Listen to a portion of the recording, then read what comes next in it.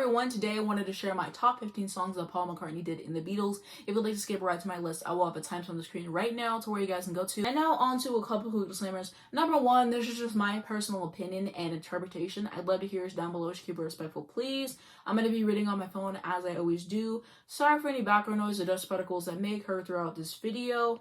Everything that I referenced to make this video and mention will be linked down below in the description if you are curious. If I have any else certificates that check down below, I might have a pinned comment. And let's get into it. This list is in no particular order at all besides my first pick. Number 15 is going to be Fixing a Hole from the Sgt. Pepper's Lonely Hearts Club Band album. This has some really nice harpsichord, which I can appreciate, and it has a good bass line and great guitar, which really stands out to me on the track most. I think that it fits really nicely, can appreciate the work there. It just feels like a rainy day, which I really like. About the song, it says, in a 1968 interview, McCartney said that the song was about the hole in the road where the rain gets in. A good analogy, the hole in your makeup which lets the rain in and stops your mind from going where it will. He wanted to say that the following lines were about fans who hung around outside his home day and night, and whose actions he found off-putting. See the people standing there who disagree and never win and wonder why they don't get in my door. Some fans assumed the song was about heroin due to the drug slang Fixing a Hole, but McCartney later said that the song was an ode to pop. In his 1997 biography, many years from now, McCartney stated that mending was my meaning, wanting to be free enough to let my mind wander, let myself be artistic, let myself not sneer at avant-garde things. At number 14 is going to be Paperback Writer. I really like his vocal delivery on the song, how he approaches it, the energy that this track has. I also really love the guitar and bass. I just think that they're so fitting for the song and just nice performances all around on this song in my personal opinion. About the song, it says, Paperback Writer was largely written by Paul McCartney, who based the lyrics on a challenge made to him by his Aunt Lil. McCartney said in 1966, years ago, my Aunt Lou said to me, why do you always write songs about love all the time? Can't you ever write about a horse or the Summit Conference or something interesting? So I thought, all right, Auntie Lou. According to Radio Luxembourg DJ Jimmy Savile's recollection, the inspiration for the song came backstage at a concert venue when McCartney, mindful of his aunt's request, saw Ringo Starr reading a book and declared his intention to write a song about a book. The lyrics are in the form of a letter from an aspiring author addressed to a publisher. McCartney completed the song with John Lennon in response to pressure from EMI for a new Beatles single in April 1966. Early on in the sessions from the band's Revolver album, intrigued by the rhythmic possibilities of the phrase Paperback Writer, McCartney came up with a framework for the song during his hour-long drive from London to Lennon's house in Surrey. Discussing Paperback Writer with Alan Smith of Enemy that year, McCartney recalled that he and Lennon wrote the lyrics in the form of a letter beginning with Dear Sir or Madam, but that the song was not inspired by any real-life characters. However, according to a 2007 piece in the New Yorker, McCartney said that he started writing the song in 1965 after reading in the Daily Mail about an aspiring author, possibly Martin Amis, who would have been a teenager at the time. The Daily Mail was Lennon's regular newspaper, and copies were in Lennon's Weybridge home when Lennon and McCartney were writing songs. Down to number 13, which is going to be Helter Skelter from the White Album. It is regarded as a key influence in the early development of heavy metal. I think that this is a great track. Paul McCartney's vocals in here are absolutely insane what he is doing here, so I really appreciate the approach that he took. Very powerful and heavy track in terms of the instrumentation as well, with the drums, the bass, everything that's going on here. I just really like how the song came to fruition. The guitar lick on here, the guitar in general, it just really stands out to me on this track, and it really shows the versatility of what they are able to do as a group, and I really appreciate that. About the song A Genius, it says, Paul McCartney had this to say about Helter Skelter.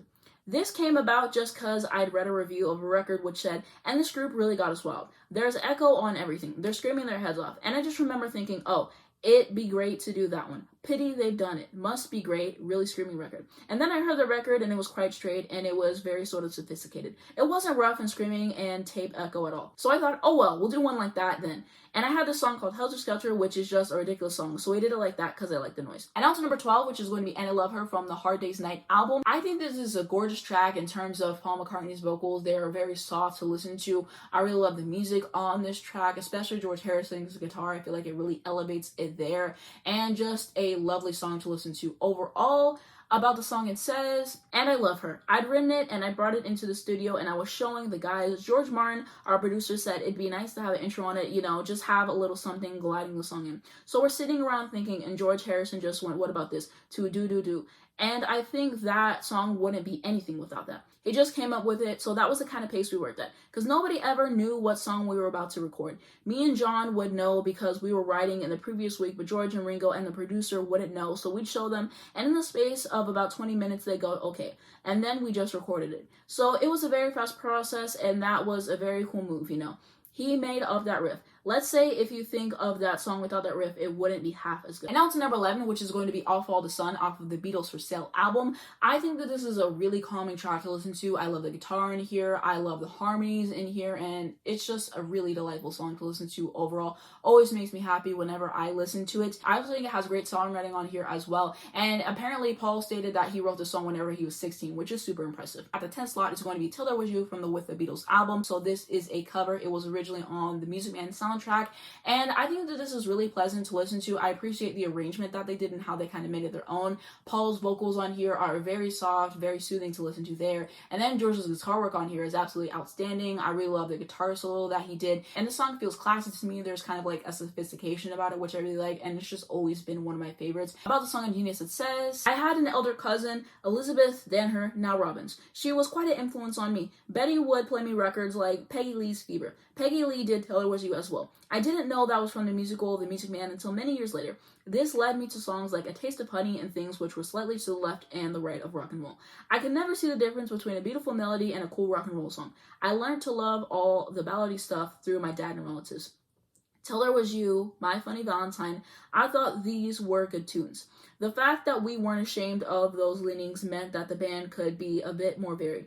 And there was a need for that because we played cabaret a lot. Songs like Till There Was You and Ain't She Sweet would be the late night cabaret material. They showed that we weren't just another rock and roll group. The Lennon-McCartney songwriting collaboration was forming during that period. We went on from Love Me Do to writing deeper, much more intense things. So it was just as well someone didn't come up and tell us how cool Till There Was You was. And now to number 9, which is going to be Got to Get You Into My Life off of the Revolver album. This is an incredible track. I love the powerful vocals from Paul. I love the textures of his voice that he is using there. I love the horns on here as well as the other instrumentation. And it just makes me so happy to listen to. I really appreciated everything that made this track what it is. About the song on Genius, it says, Got to Get You Into My Life was one I wrote when I had first been introduced to pot. I'd been a rather straight working class lad, but when we started to get into pod, it seemed to me to be quite uplifting.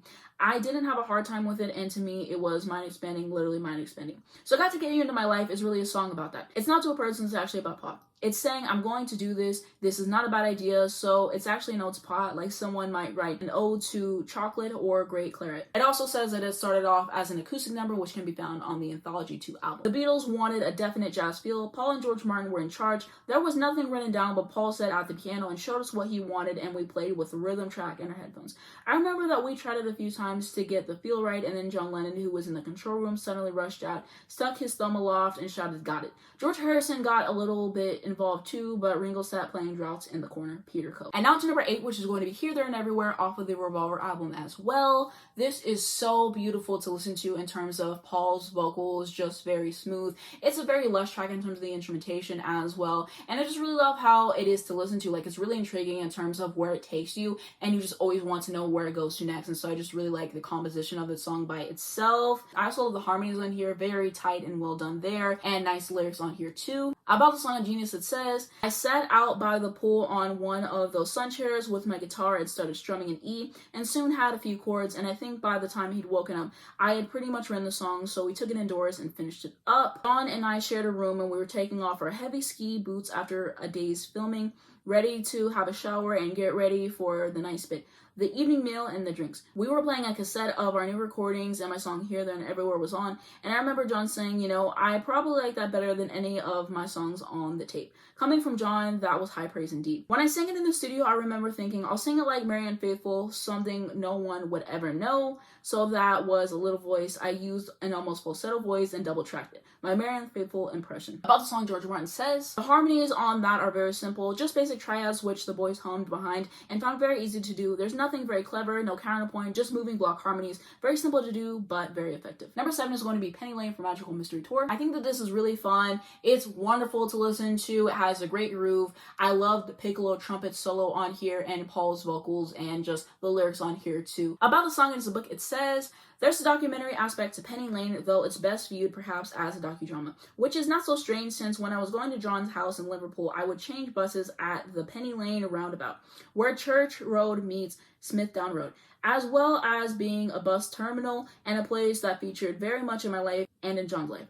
We would often meet there. It was near St. Barnabas Church where I was a choir boy, so it resonates in several ways. It's still in my ears and in my eyes. The line about a barber showing photographs is still amusing to me because it's as if the barber shop is a gallery that shows paintings. There's an exhibition in his window. You look at the photos in the barber window and then go in and say, I'll have a Tony Curtis or I'll have a crew cut. I thought showing photographs was a good choice of words. All I'm saying is there's a barber shop and the barber has photos of haircuts in his window, but that would be too mundane. The shop in Penny Lane was owned by Henry Bialetti. It was an Italian barber shop complete with a striped pole outside it. All the members of the Beatles had their haircut there at one time or another. Of every head he's had the pleasure to know is a line that uses a device my old English teacher would refer to as free indirect speech. You can hear the barber say, it's been a pleasure to know you, or something like that. So it's a wonderfully succinct way of delivering information. It crams a lot in. I'm certain Dylan Thomas's Under Milkwood was a big influence too. It was a radio drama, a portrait of Welsh channeled through a cast of characters. It was first done in 1953, but there had been a new radio version of it in 1963 and a television version in 1964. So it was very much in the air. The characters in Penny Lane are still very real to me. I drive past it to this day, showing people the barber shop, the bank, the fire station, the church I used to sing in, and where the girl stood with a tray of poppies as I waited for the bus.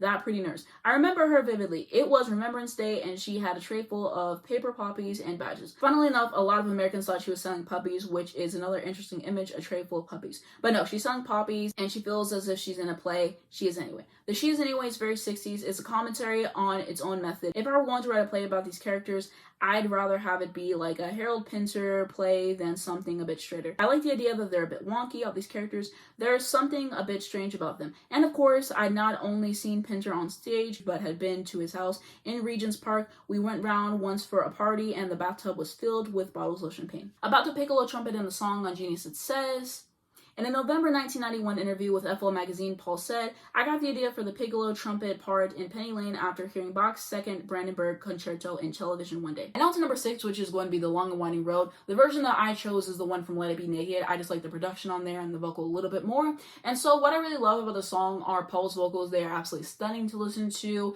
And I really appreciate the lyrics and just how he approached the song. And it's always been one that's really interested me in the Beatles catalog. And I'm pretty sure that it was their last #1 song. So I just think it's a special song overall. I also love the piano part in the song and how it matches up with his voice and just how it's written overall, and I just think that this is a fascinating song to listen to. About the song, it says, I was a bit flipped out and tripped out at that time. It's a sad song because it's about the unattainable. The door you never quite reach, this is the road you never get to the end of. Paul, Many Years From Now by Barry Manilow. And now into top 5. At the 5th slot, I'm going to have Martha, My Dear from the White Album. So this is about Paul's old English sheepdog named Martha, and I just adore it. I just think that it is a wholesome and just light listen, and I appreciate how intricate the piano part is, and just, it was so fascinating how he came up with that and everything. And I think that his vocals are very pretty. I appreciate the horns in the song. I like how it progresses. I think that it's a really satisfying listen overall. I know a lot of people notoriously don't like Paul's Granny songs. I'm one of the people that loves them. I appreciate how he approaches them, and I just think that overall they're a fun, harmless listen, and that's kind of my opinion on his Granny songs overall for the most part. About the song, it says, according to Beatles biographers Ian MacDonald and Mark Levinson, Martha, My Dear is one of the few songs by the band in which McCartney played all the instruments except orchestral instruments played by session musicians. Such a scenario was increasingly common for him during the height of the tensions that marred the sessions for the album. Although George Harrison is known to have recorded a portion of the electric guitar on the final recording, he was not credited. And then also about the song on Genius, it says, here's how McCartney described Martha. She was a dear pet of mine. I remember John Lennon being amazed to see me being so loving to an animal. He said, I'd never seen you like that before. I've since thought, he wouldn't have. It's only when you're cuddling around a dog that you're in that mode. And she was a very cuddly dog. Martha lived until 1991 and was survived by litter of puppies, which McCartney still owns. One of them, in fact, appears on the cover of his album, Paul is Life. McCartney admitted that this song was his attempt at emulating the kind of psychedelic, complex songwriting Lennon displayed on Happiness is Worn Gum, said McCartney about the songwriting process. When I taught myself piano, I like to see how far I could go. And this started like almost as a piece you'd learn as a piano lesson. It's quite hard for me to play. It's a two-handed thing, like a little set piece. In fact, I remember 1 or 2 people being surprised that I'd played it because it's slightly above my level or competence, really. But I wrote it as that, something a bit more complex for me to play. Then, while I was blocking out words, you just mouth out sounds. As something's come, I found the words Martha, My Dear. Also about the song, McCartney says, it's a communication of some sort of affection, but in a slightly abstract way. You silly girl, look what you've done. All that sort of stuff. Many interpreted the song as a message to Jane Asher. These songs curl. Whereas it would appear to anybody else to be a song to a girl called Martha, it's actually a dog. And our relationship was platonic, believe me. Paul McCartney many years ago from Barry Miles via the Beatles Bible. At number 4 is going to be Michelle from the Rubber Soul album. This one has always been a favorite, one that I've always looked forward to listening to. And it just feels like the 60s, which I love. It's giving me that nuclear family kind of vibe. And I just really like the harmonies and the French bits that he adds in there. Beautiful guitar work and vocals from Paul. On the inspiration for the song Ingenious, it says, there used to be a guy called Austin Mitchell who was one of John's tutors at art school, and he used to throw some pretty good all-night parties. You could maybe pull girls there, which was the main aim of every second. You could get drinks, which was another aim, and you could generally put yourself about a bit. I remember sitting around there, and my recollection is of a black turtleneck sweater and sitting very enigmatically in the corner playing this rather French tune. I used to pretend I could speak French because everybody wanted to be like Sasha Distel or Juliette Greco. So I used to sit around and murmur. It was my Marie Chevalier meets Juliette Greco moment. Me trying to be enigmatic to make girls think, who's that interesting French guy over in the corner? I would literally use it as that, and John knew this was one of my ploys. Michelle's a song that I'd written in Chet Atkins' fingerpicking style. There's a song he did called Trombone with a repetitive top line, and he played a bass line whilst playing a melody. This was an innovation for us, even though classical guitarists had played it. No rock and roll guitarists had played it. The first person we knew to use a fingerpicking technique was Chet Atkins based on Atkins' trombone. I wanted to write something with a melody and a bass line on it, so I did. I just had it as an instrumental in C. All my first songs were written on the Zenith, songs like Michelle and I Saw Her Standing There. It was on this guitar that I learned 20 Flight Rock, the song that later got me into the group The Quarrymen. On Why Michelle wasn't a single, it says, a lot of people said Michelle would have made a good single. There are songs which we like, but we wouldn't like to have out as singles, because it's a very funny thing about putting a single out. We always used to think for a single we'd have to have something pretty fast. I don't know why. They always sounded like the singles. So when we did Michelle, we all thought it was okay, but we just didn't want it out as representative of us at the time. At number 3, I'm going to have Oh Darling from Abbey Road. I think that this is a lovely track, amazing vocals from Paul. I really like the texture of his voice that he uses, and just the pocket that he was able to get in with his vocals. Just really a stand-up track in terms of that, and I just think that his vocal delivery really makes the track. And this was actually one of the first Beatles songs that I discovered before I really got into them, like 10 years ago, probably, something around that. And then I didn't get into them around like 2018, something around there. But I have always loved this song, definitely a special song to me. I also really love the instrumentation, the bass line, just everything that's going on there. What a treat to listen to. About the song, it says, when we were recording Oh Darling, I came to the studios early every day for a week to sing it by myself because at first my voice was too clear. I wanted it to sound as though I'd been performing it on the stage all week. And now it's number 2, which is going to be Blackbird from the White Album. I love the guitar work on this song. Super clean. There's some decent vocals on here as well, which I can appreciate. I like the incorporation of the Blackbird on the track as well. And a very special song in the Beatles discography, in my personal opinion. About the song, it says, since composing Blackbird in 1968, McCartney has given various statements regarding both his inspiration for the song and its meaning. In one of these scenarios, he has said he was inspired by hearing the call of a blackbird one morning when the Beatles were studying transcendental meditation in Rishikesh, India. In another, he recalls writing it in Scotland as a response to racial tensions escalating in the United States during the spring of 1968. In May 2002, following a show in Dallas, Texas, McCartney discussed the song with KCRW DJ Chris Durius, saying, I had been doing some poetry readings in the last year or so because I've got a poetry book out called Blackbird Singing, and when I would read Blackbird, I would always try and think of some explanation to tell the people. So I was doing explanations, and I actually just remembered why I'd written Blackbird, I was in Scotland playing on my guitar, and I remember this whole idea of you were only waiting for this moment to arise was about, the black people struggle in the southern states, and I was using the symbolism of a blackbird.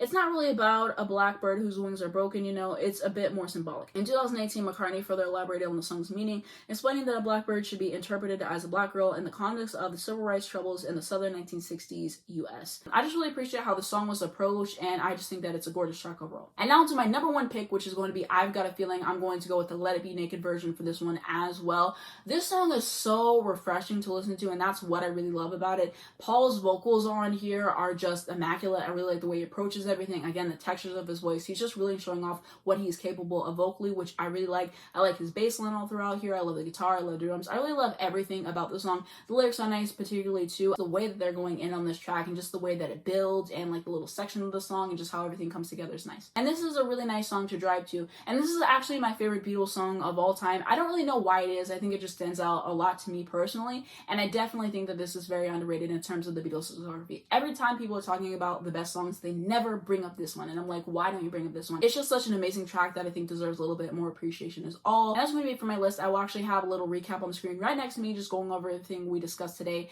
And of course, this is just how I'm feeling now. As I listen to this discography more, my opinions can change and certain songs can be swapped in, or they can go up or down or whatever. But these are the 15 that I like the most, that I find myself going back to a little bit more than others that I really liked, but that's how I'm feeling right now. And I did want to share some honorable mentions for sure. So first up, I have Mother Nature's Son from the White Album, gorgeous track. I love the guitar work there. I also have Back to USSR, also from the White Album as well. He really did great with the drumming on that track particularly, and I just really like how that track goes.